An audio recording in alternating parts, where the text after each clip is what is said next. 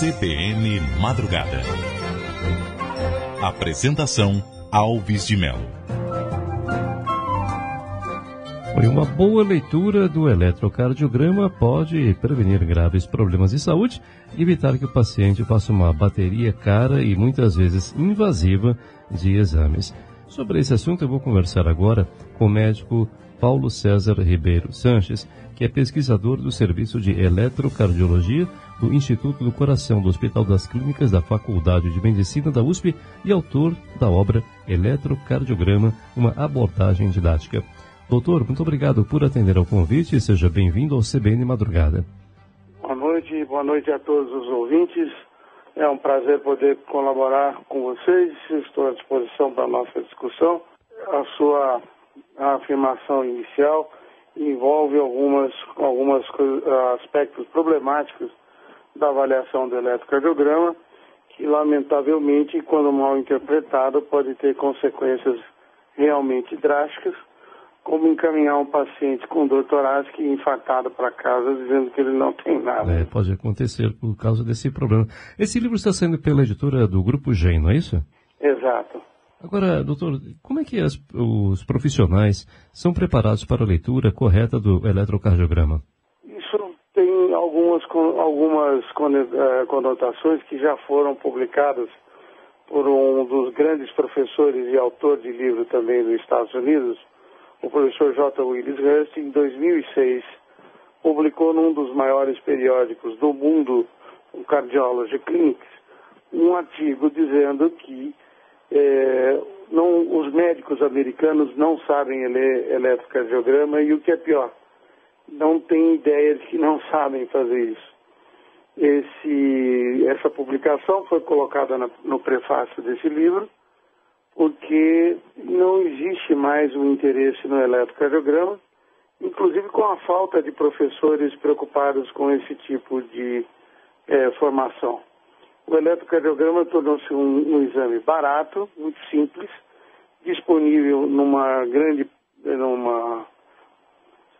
bastante difundido. Ele está disponível em pequenos prontos-socorros de quase todo o país. O problema é que os técnicos não estão preparados e muito menos os médicos para a leitura. E também não existem professores nas faculdades. Se você for avaliar dentre as inúmeras faculdades de medicina no país, é um número muito pequeno delas que oferece curso de eletrocardiografia. É lamentável. Teria uma importância relativa se o eletrocardiograma não fosse o procedimento posterior à conversa e o exame físico. A partir do momento que você aborda um indivíduo com uma provável doença cardíaca, o terceiro passo, ou seja, depois da história e do exame físico, o próximo passo é o eletrocardiograma. Então, o indivíduo não pode se dar ao luxo de não aprender eletrocardiografia, porque se ele trabalhar num pronto-socorro ou num serviço de atendimento imediato, um serviço de pronto atendimento, ele vai se deparar com indivíduos que têm dor no peito, que têm sintomas cardiovasculares. E ele vai ter que decidir se esse indivíduo precisa ser internado ou mais estudado através do eletrocardiograma. Se ele não sabe, ele é capaz de tomar uma decisão, como eu disse para você, muito drástica. Como o senhor muito bem lembrou, o profissional que está em situação de atendimento de emergência tem que saber interpretar todo o traçado de uma maneira muito rápida e correta, porque senão as complicações podem surgir. A formação desse indivíduo tem que ter nela uma bagagem teórica, que é o que o livro oferece. Esse livro é um livro bastante resumido, porque o livro inicial do mesmo grupo, que é do professor Tranquese, o professor Tranquese foi um dos professores de eletrocardiografia mais famosos no país, na Universidade de São Paulo. O livro dele chegou a ter 6 edições, e eu participo da 7ª, portanto eu já sou quase que a 4ª geração dos discípulos dele, e que tem 933 páginas, que lamentavelmente está esgotado, e estamos tentando fazer a próxima edição, e que aí sim é um livro para especialista que quer discutir, quer, vamos dizer, hipertrofiar o conhecimento nesse aspecto. Nesse aspecto, sim. O ECG é uma abordagem didática, que agora também tem disponível um livro de bolso, é para ajudar o profissional, é muito sucinto, dizer, olha, é isso aqui que você precisa saber para trabalhar. Eu tenho alguns casos, eu tenho exemplos nesse livro, e tenho também nas aulas que eu dou sobre eletrocardiografia, exemplos das mais variadas situações. Por exemplo, eu tenho um caso de uma enfermeira que tinha uma vida normal, com uma atividade física em academia que ela mantinha há muitos anos, um eletrocardiograma realizado de maneira inadequada, ou seja, a colocação dos eletrodos estava incorreta, a colocação dos eletrodos numa posição mais alta no tórax traz um traçado errôneo, e o médico que deu o laudo não prestou atenção nisso. Isso é outra coisa que é desagradável ou inadequada.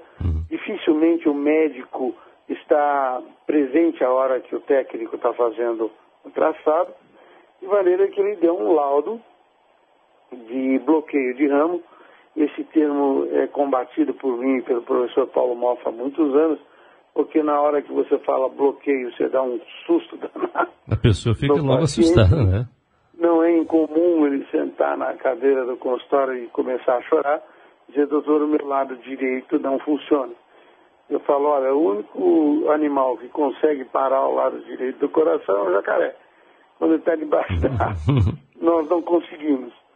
Então, na realidade, a própria denominação atrapalha o entendimento, a compreensão até do leigo. Numa situação como essa? Causou uma preocupação enorme. Essa enfermeira abandonou a atividade física, ficou muito preocupada, procurou vários profissionais e foi seguidamente orientada a ter realmente uma certa preocupação, tendo em vista aquele traçado eletrocardiográfico. E eu falei para ela, não passe de mágica, você não tem mais nada. Ou seja, é só colocar os eletrodos nos locais corretos do tórax, que sumiu aquele aspecto lamentavelmente errôneo. A pessoa, quando uma situação dessa, fala que tem um bloqueio, se ela tiver já com algum problema, é que vai infartar mesmo, né, doutor? Me dá um susto, né? Estou conversando com o Dr. Paulo César Ribeiro Sanches, médico pesquisador do Serviço de Eletrocardiologia do Instituto do Coração do Hospital das Clínicas da Faculdade de Medicina da USP e autor do livro Eletrocardiograma, uma abordagem didática. Dr. Paulo César, no que se refere também à questão do eletrocardiograma, eu gostaria da sua abordagem sobre a aplicação do procedimento na área de medicina esportiva, porque é um setor também muito importante e também lembrando que há situações excepcionais, como os atletas de fim de semana que acham que podem virar artilheiros do time de uma hora para outra, sem fazer uma atividade física, né? Não é? Então, gostaria da sua abordagem sobre esse aspecto também. Do eletrocardiograma, um atleta e de pessoas, vamos chamar de todo indivíduo que vai fazer uma atividade física. É imprescindível que ela passe por uma consulta médica, não só pela consulta, como pelo eletrocardiograma. De uma maneira geral, a gente aceita que o indivíduo seja submetido a uma história clínica, um exame físico, um eletro, até os 25 e 30 anos, se ele não tiver nenhum sinal de doença cardiovascular. Se o indivíduo até os 30 anos não for fumante, não tiver uma ingestão de bebida alcoólica muito importante, muito intensa, basta o eletrocardiograma de repouso para que você decida se ele pode fazer atividade física ou não. No entanto, naqueles indivíduos que fumam, que ingerem grande quantidade de bebida alcoólica, além do eletrocardiograma de repouso, é aconselhável ser submetido a um eletrocardiograma de esforço. Teste em esteira, teste em bicicleta, ou seja, o indivíduo é submetido a um esforço físico, mantendo-se o registro do eletrocardiograma. Dá uma ideia muito melhor de que o indivíduo possa ou não fazer exercício. Isso evitaria muitas mortes, e teve várias mortes televisionadas, até na Copa do Mundo, se eu não me engano, do jogador dos Camarões. Depois teve em Portugal que chamou muita atenção da mídia. Era um jogador muito bom que morreu durante um jogo e televisionado, e era portador de uma síndrome de pré-excitação. Isso, o indivíduo nasce com esse problema, e que um eletrocardiograma feito aos 14 ou até antes, 10 anos de idade, seria possível identificar e evitar esse tipo de morte. Quanto ao atleta de final de semana, isso é mais perigoso ainda, principalmente quando ele não procura o médico para diagnosticar uma possível doença cardíaca, e principalmente quando ele resolve ser o próprio instrutor dele. Aí a situação é mais problemática. Não é incomum indivíduos não fazer nenhum tipo de exercício, aí vai jogar futebol e ele vira o Neymar do jogo. Ele vai querer pegar todas as bolas, é aí que ele fica no meio do campo. Agora, doutor, uma última pergunta. É verdade que as pessoas que têm aquela barriga do chope, né, aquela gordura abdominal, elas estão mais sujeitas a problemas cardiovasculares, e por quê? Olha, isso aí são estatísticas, né? Quando você fala de saúde pública, quando você aborda a saúde pública, existem várias maneiras de avaliar ou tentar prever se aqueles indivíduos têm maior ou menor possibilidade de desenvolver infarto ou uma complicação cardiovascular. A medida da cintura ou da circunferência abdominal é um dos critérios para você avaliar. Mas toda vez que você usa a estatística de forma isolada, você pode ser conduzido a conclusões errôneas. Eu não gosto de discutir sobre esses aspectos de forma isolada, porque começam a resolver que, eu tenho uma baixa circunferência abdominal, eu não sou obeso, então eu não preciso passar pelo médico, eu posso fazer qualquer tipo de exercício. Negativo. Mesmo em indivíduos extremamente treinados, hoje em dia a própria Sociedade Internacional de Eletrocardiologia está discutindo alguns aspectos do eletro que antigamente eram tidos como normais, mas parece que não, porque alguns indivíduos que foram acompanhados em estudos de grandes pesquisadores, tem aqui de cabeça o professor Eziguieri, que mostrou, isso aí que vocês diziam que é normal, alguns indivíduos morreram subitamente. Então parece que não é tão normal assim. E infelizmente a medicina anda lentamente. São colaborações de vários pesquisadores até que você chegue em alguns critérios que realmente são fidedignos, de maneira que a avaliação, a simples avaliação de uma circunferência abdominal eu acho muito perigosa para uma conclusão definitiva ou para você decidir se você pode fazer algum tipo de exercício ou não. Doutor, muito obrigado pela gentileza da entrevista aqui na CBN. Espero contar com o senhor em outra oportunidade. Eu é que agradeço a oportunidade de colaborar com vocês mais uma vez. Obrigado.